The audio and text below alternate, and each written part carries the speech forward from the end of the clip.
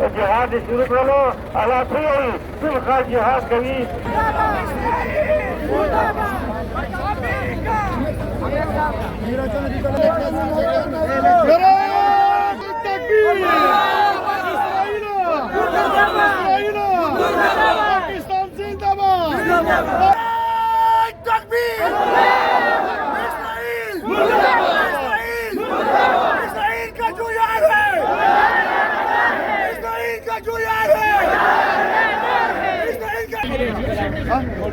وانا شايف سعيد سعيد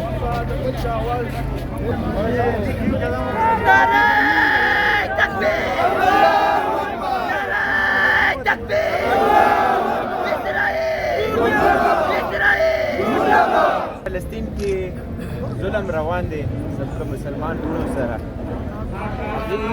خپل حق